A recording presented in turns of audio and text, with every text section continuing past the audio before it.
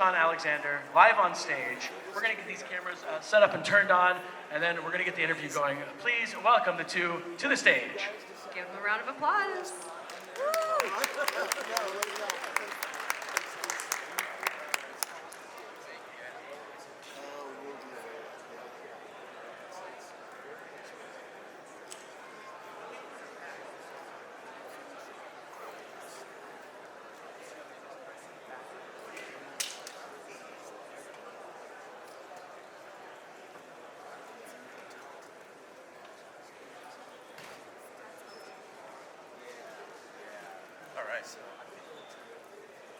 Before we begin, I just want to thank my sponsors first.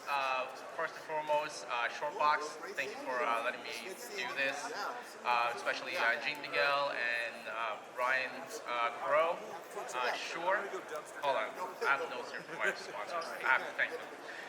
StreamYard, BetterHelp, Comic Capsule, which is back there with John Yang. Gator Guard Comics, Beyond Decay Podcast. Extra Wallet, Sure, and Dot Cards. So let's get everything started here.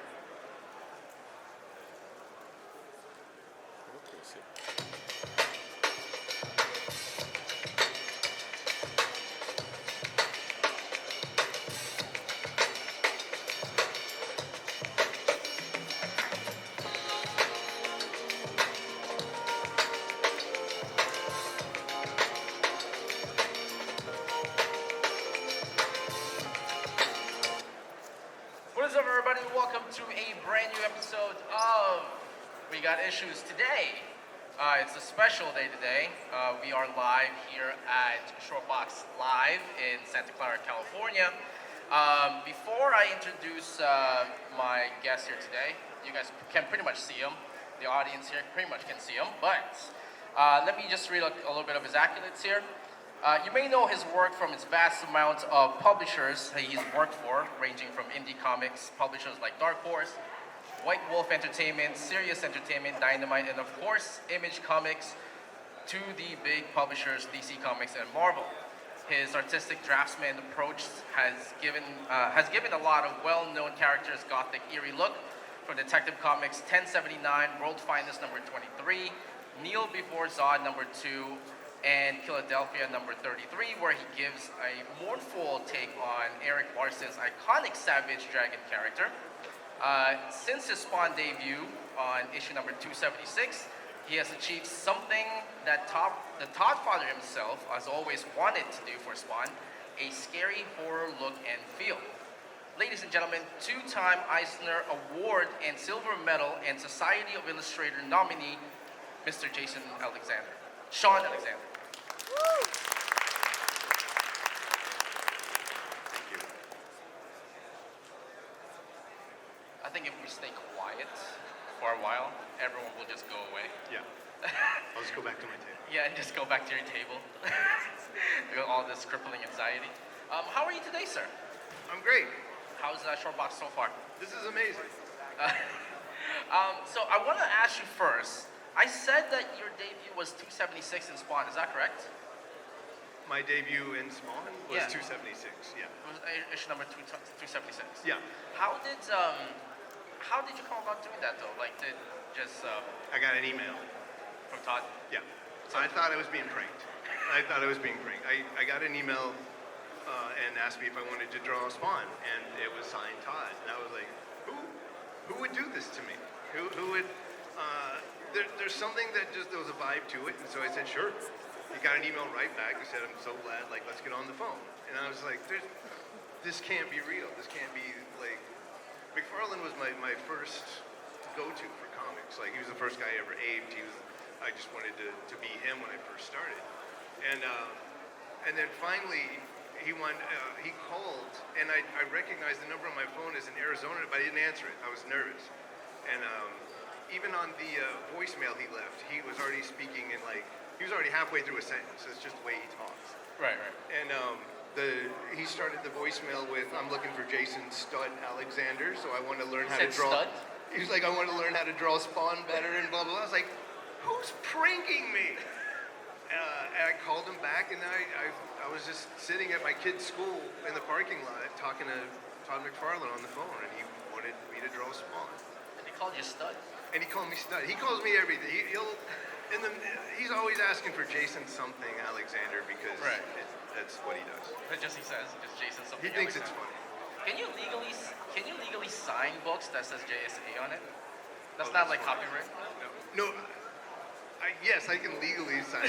I have had when I first started in comics, I did have a lot of older fans think I was Jason Alexander, the actor, and they would show up with Duckman comics because he did the voice, and they would get disappointed when they would see my, at that point, little green mohawk signing comics. Actually, if you Google your name and you don't put artists, some cop kind of pops up.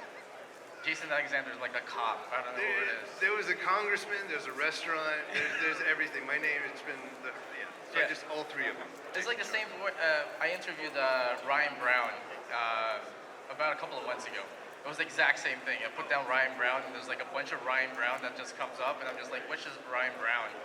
And like, there's one with an E, and there's one with no E's, and there's like different color Ryan Browns. It's just insane.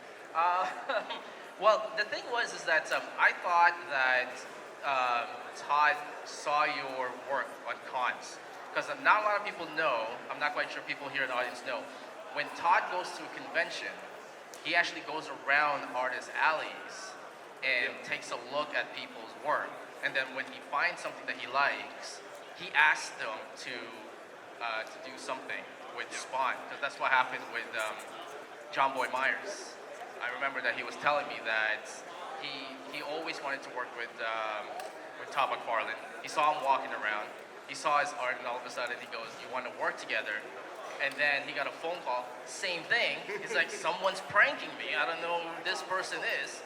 And he said, "Do you want to do Spawn?" And he's like, "Sure." And he thought it was a cover, and it turns out he was resurrecting Simmons from the dead. And he just did like a whole run, right? Yeah. Is this something that you and Todd have talked about, like the horror aspect of Spawn? Because I know he talked about like how he wanted it to be more horror-centric and not more cartoony-like. Is that something that you guys kind of... Yeah, when Round 276 was coming around, that's when he was really heavy into the movie. Right. He still is, but he was really getting motivated, and he brought me on specifically because he wanted to turn Spawn into a horror book. He's like, I want to take it this whole other, I wanted to try to scare the hell out of people. And I was like, that was him bringing me on, was trying to really make it horror. Right.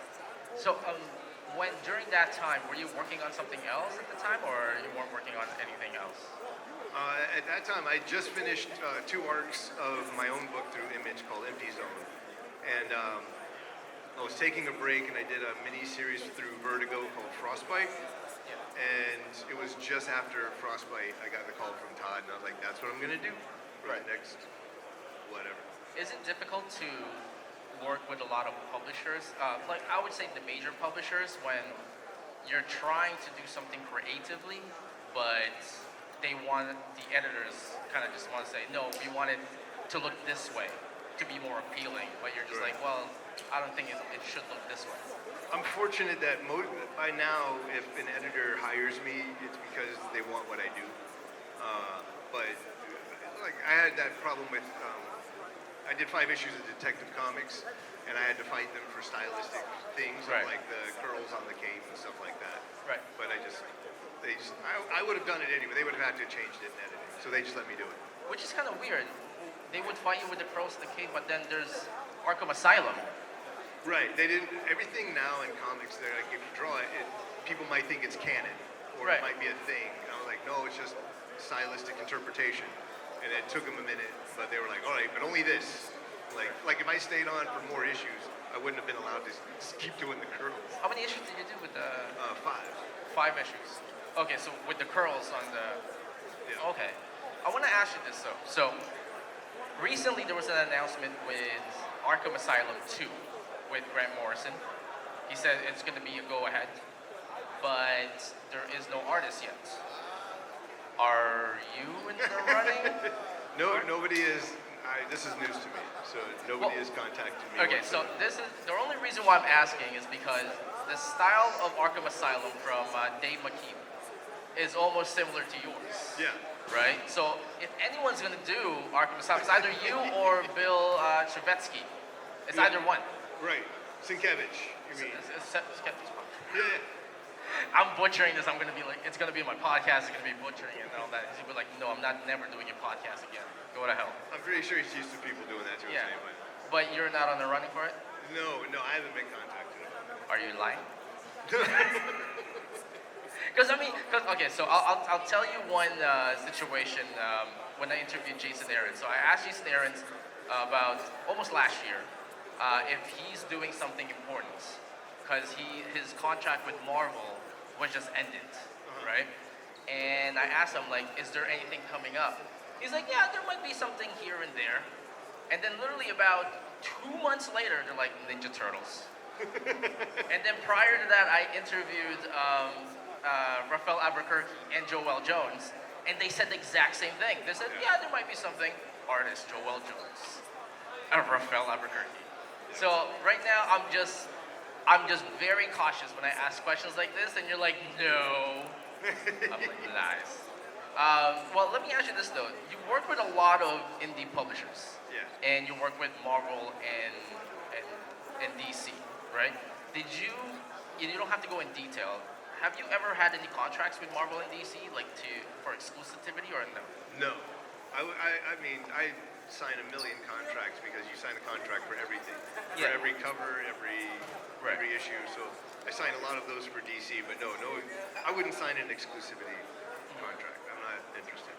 Is that something that's just your personal choice kind of thing? Because I asked Jason Aarons, I asked him because he was in Marvel for like 15 years. Yeah. And I asked him, now that you're independent, is there like some sort of nerve because you don't have that cushion, that safety net anymore if something happens?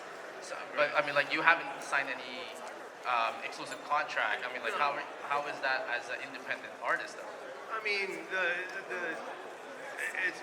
it's kind of a false sense of security, even working for Marvel or DC. Like at any given point, they can just shift gears and think the book should look a different way. So it's good to get a body of. I mean, you should get a body of work under you no matter what. So when Spawn came about, and then the extended, I was only supposed to do 6 issues, and then the extended thing through 300 came, and I was like, and it wasn't security. I just I needed a body of work that I could point to, and that's actually some of Todd's advice and all of that. Make sure you do 20 issues of something, so people can know you and point to you and know where to go. And so as far as that goes, if I signed any exclusivity, it would be maybe an Image, just because that's still just creator chaos. Is that something, I always ask artists in terms of IP, doing like Spawn or Superman and all that stuff in there. When you introduce a character, a brand new character, are you okay the fact that DC has exclusive rights to that or Marvel exclusive rights to that and you don't have any say to it? I just don't create characters for Marvel or DC. I've done it for McFarlane through Spawn, and it was the same deal. It's his character, but yeah, I guess unlike when I was younger, I know the contract and I know the deal. So I do. If I'm comfortable, I'm like, yeah, I'll create a villain for you, fine. Right. Because the way there's always especially with someone as old school as McFarlane, there's always a good push and pull. There's always a good trade. He and I can do miniseries and books together with very little paperwork. Right. Just agree to just draw the goddamn thing and have So you fun. just kind of show it to him and then he's like, sure, print it. I don't do layouts. I don't do anything. When he sends me his plot points, because he works the Marvel kind of old Marvel method. Right. I just draw the pages and turn them in. Right. Okay. And we trust each other by now. Well, with that being said, it leads to my next question. How important is it for you to own your own IP? Because Hugely. Yeah. Like again, you do a body of work on something that's established, so you get the audience, the Spawn audience or the Batman audience to say, hey, look, I'm over here.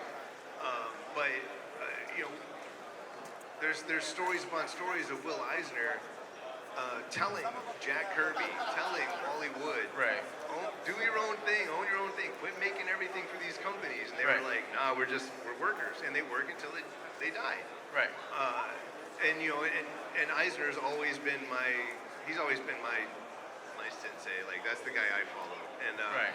and so the idea that starting right out of the gate, he was like, do your own stories, make your own stories, because when you're only working for other people, you're only going to be able to make them more money. If you do your own book, even if the sales aren't great, Right. you still have possibilities. You can still option it for film. You can turn it into a different type of comic or a web comic, and you can still find ways to get income from your IP. But you can't do that if you just have like a series It's of like Wolverine a safety net kind of Yeah. thing, right? Well, it's an investment because at any given moment, even if it's years later, someone could approach you and say, there was a book and I would like to buy the rights. I think it would be a good movie. Right. And if you own that, then you get, so it's really long-term investing is owning your own IP. Yeah, I think it happened with, I forgot who it was, but with Scott Lobdell, that's it. Scott Lobdell had a book released in DC Comics, but it's like on the Vertigo side. Yeah. It was like about married couple or superheroes, but they don't get along or something, or they're divorced now or something like that. It's called like Boulder something. I forgot what it was, but it was optioned by Dwayne Johnson and like Charlize Theron. It's like what?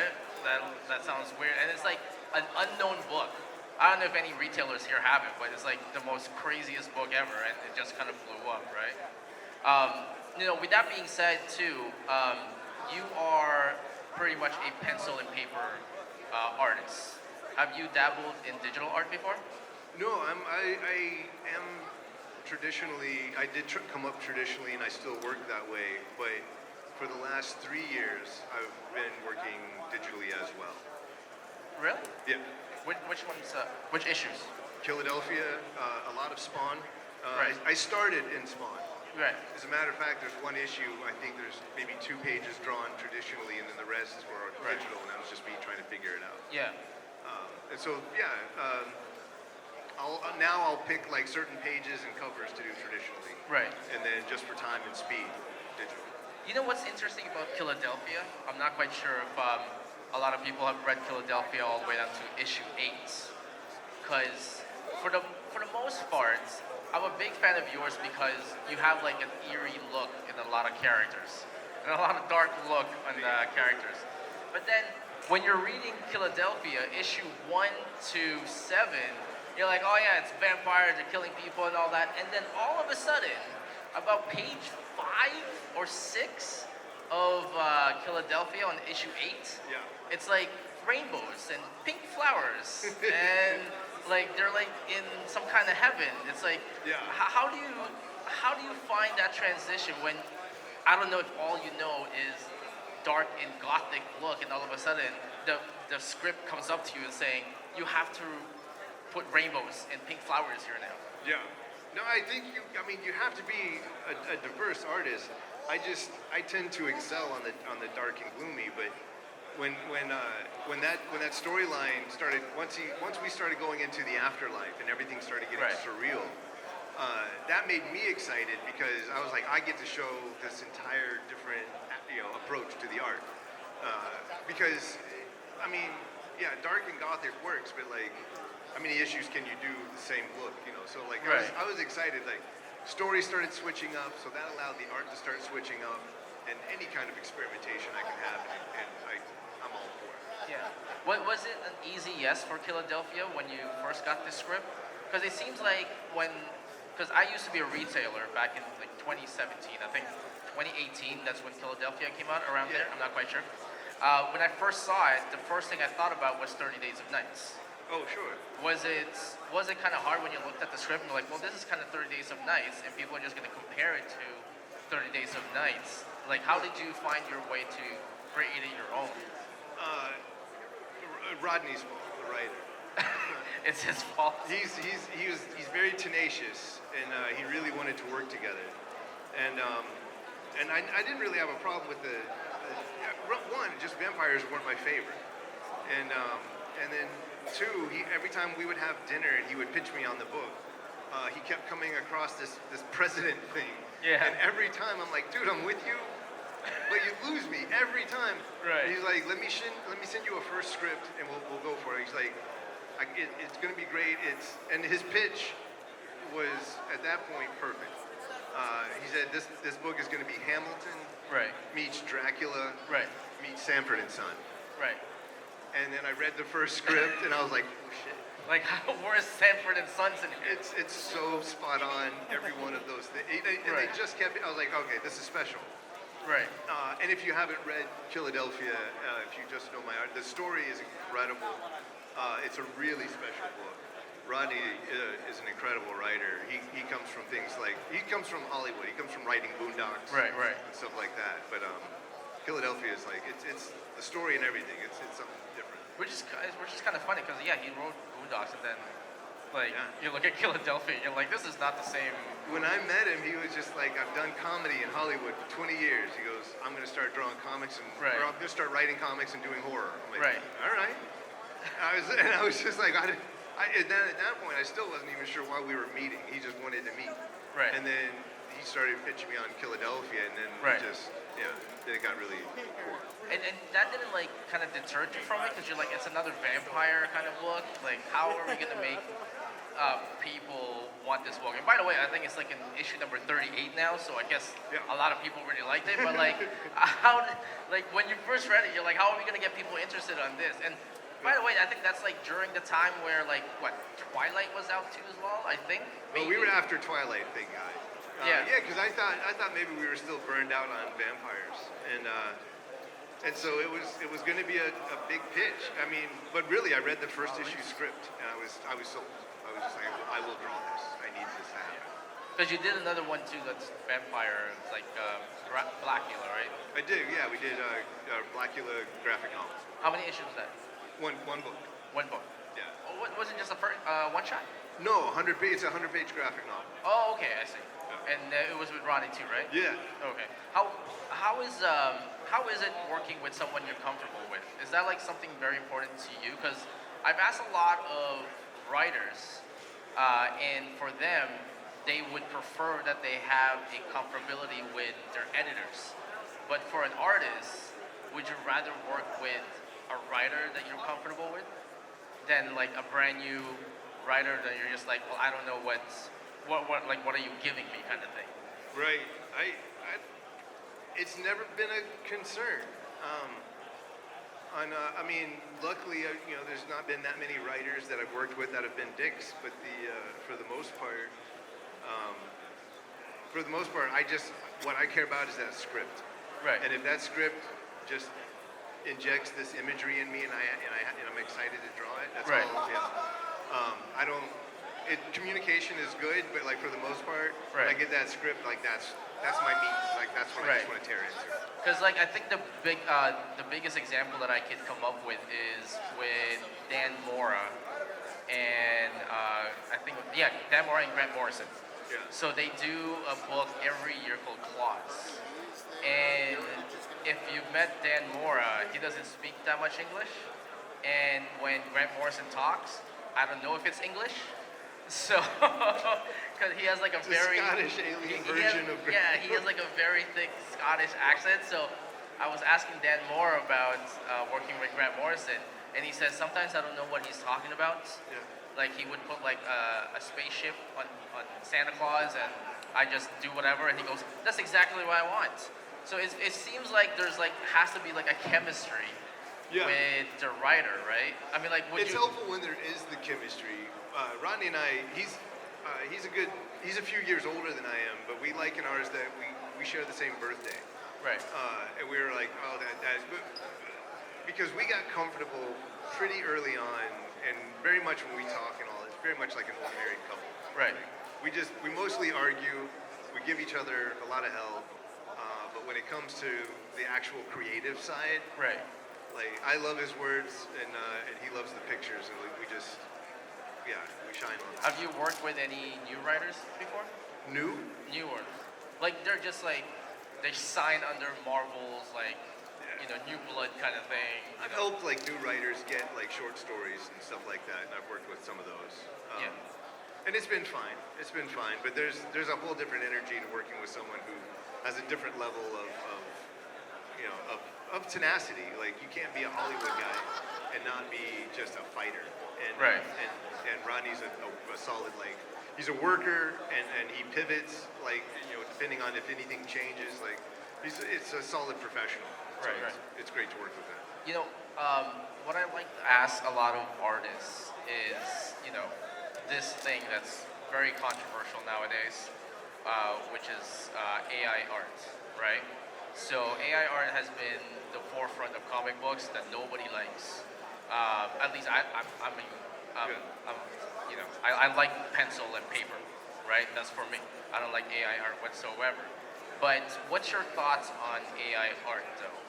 For someone who does pencil and paper, do you think that's a good thing for the industry, or do you think that's something that will?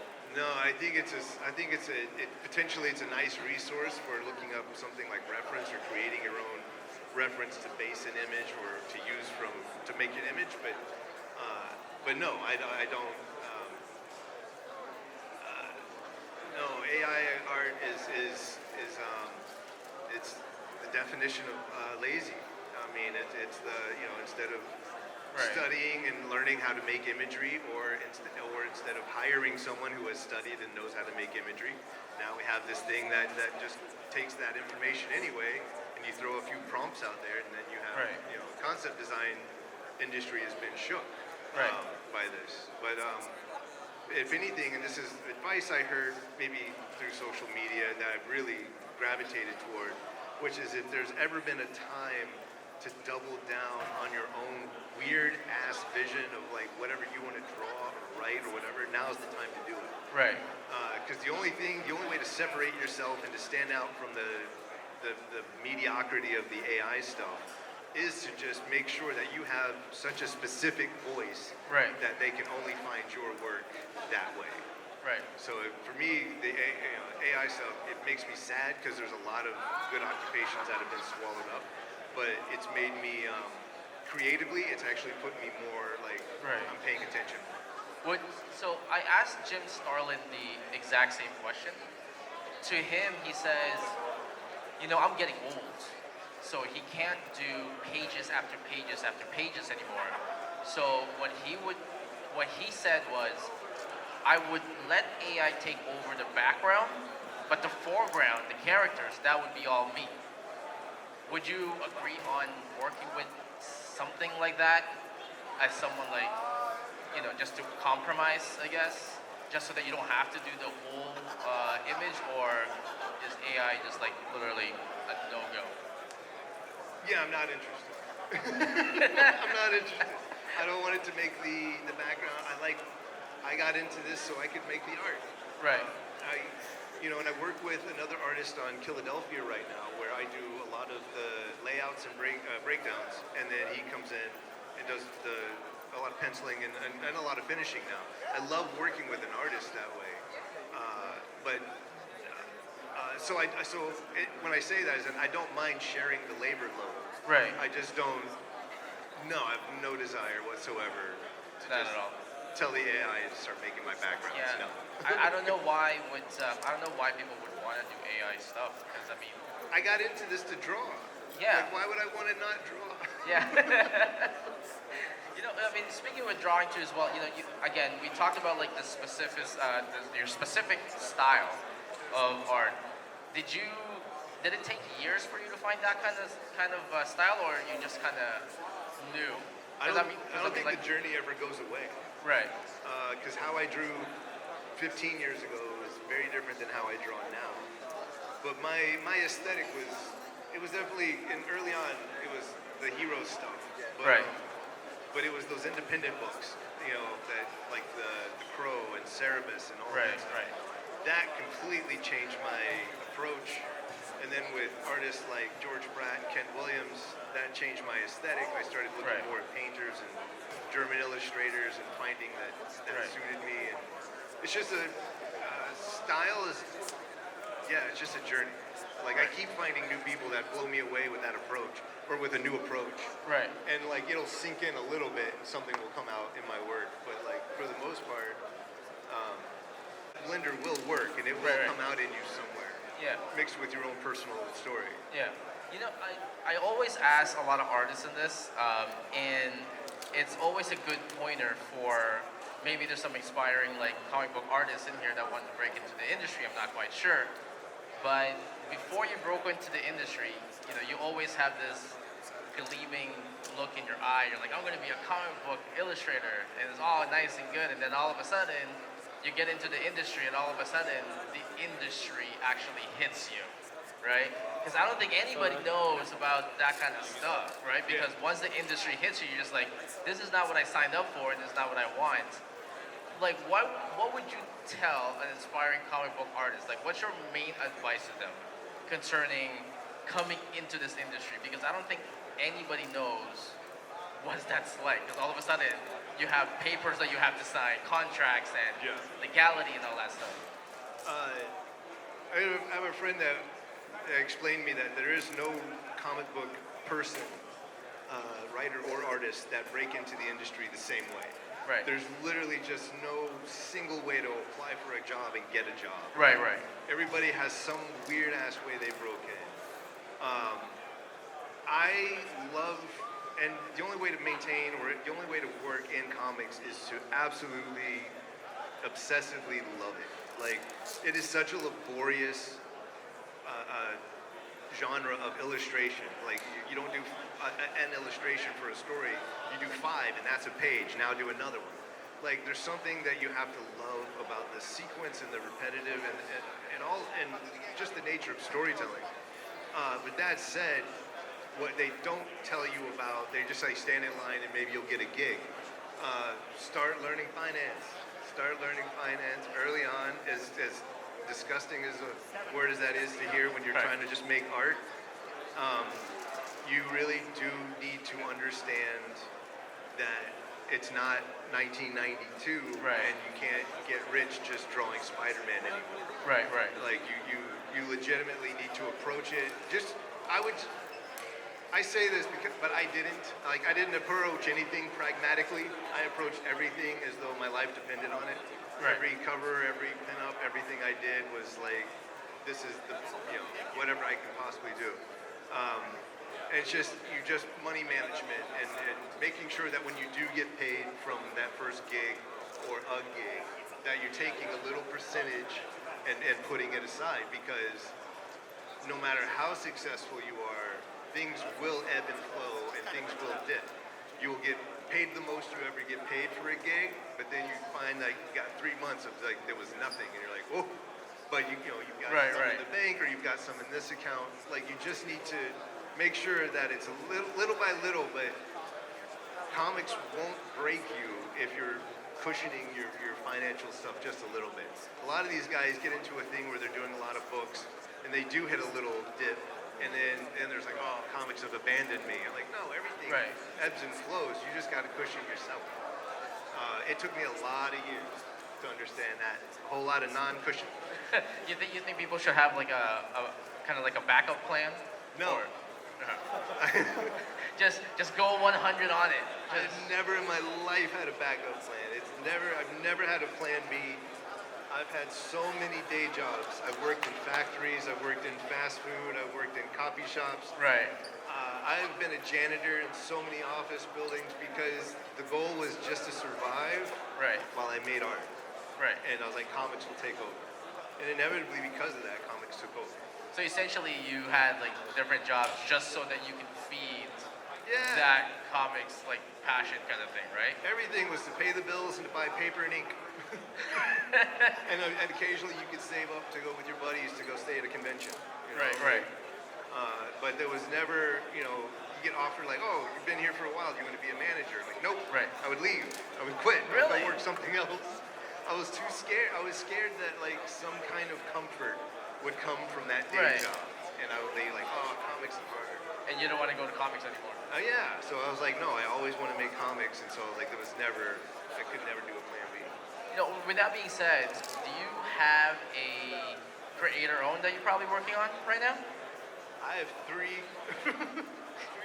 I have a book I'm doing with McFarlane right now, a 6-issue thing that's Terrifying is going to be, that'll be for next year.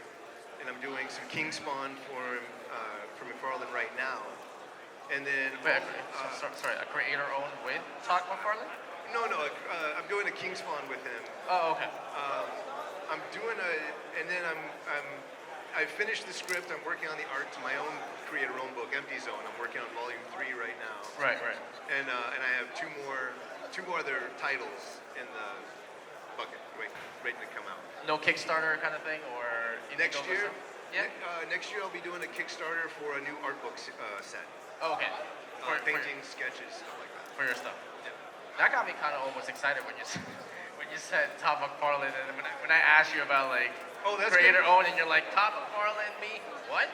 No, that's probably for next year. That's probably for next year. Yeah. Okay. Because we're both like we both make things. We should just Right. do a thing together and start fresh. Right. And so yeah, that'll be down the pipeline. Are you guys starting company together again? It just seems like you and Todd are just like, Todd, we just abandoned this image stuff and let's start a new one. I've always been obsessed with that guy and the way that he works, and so I like working with him right now, and like we have a whole lot of stuff planned. Yeah, because again, like you're achieving something that he always wanted to do, which is make Spawn more horror-like and eerie-like, right? With that being said, too, I want to ask you. So, I've asked Ryan Brown, who's doing the cover for Spawn Dark Ages, right? I asked him, how big is the Spawn universe going to be? And he said, if I say anything, Liam Sharp will kill me.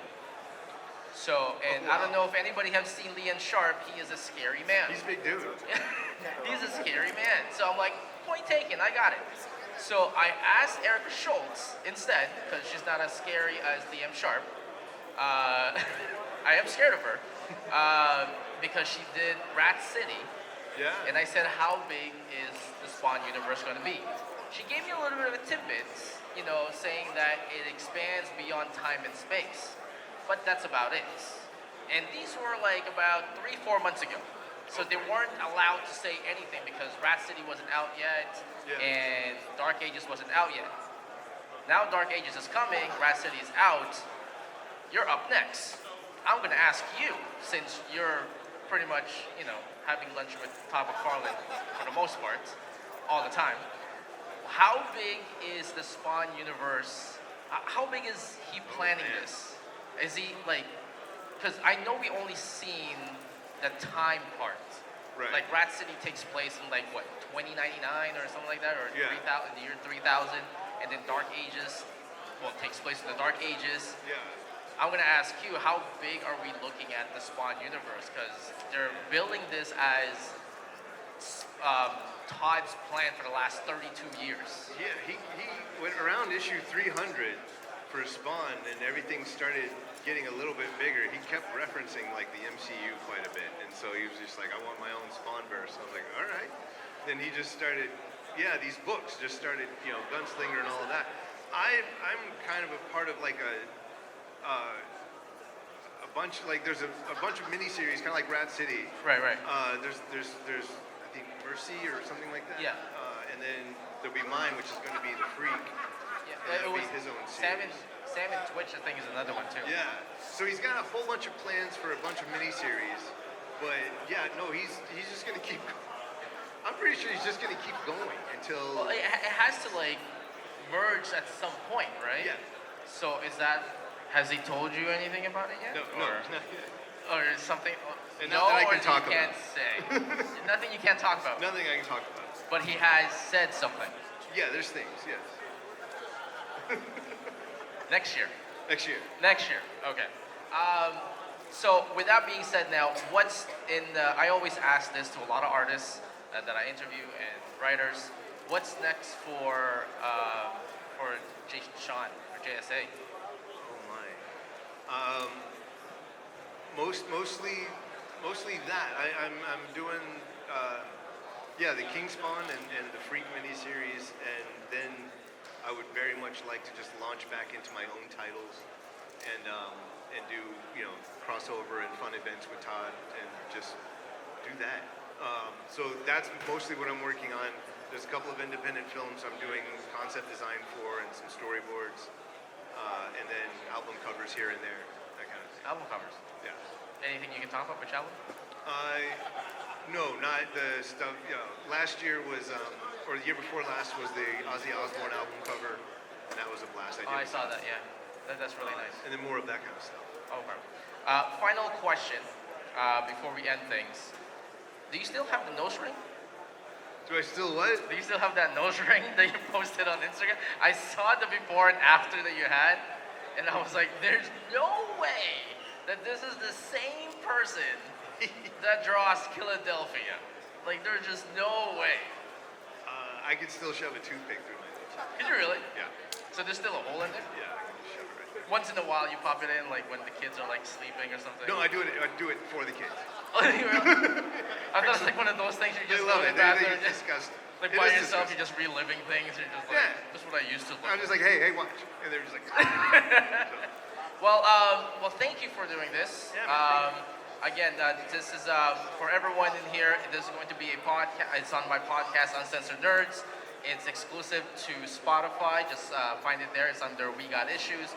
All my other interviews there that I've mentioned is there too as well. Can you let everybody know where to find you? Social media and website, all that stuff. I have a very long name, so I cut it short. Jason Shawn Alex. Anytime you're on Instagram or Twitter or whatever it's called now. And Jason Shawn Alex is where you can find me on social media. It's where I respond to most of the comments or DMs. And Studio JSA is my website that has the link to my store and all the news of stuff I'm doing. There you go. Fantastic.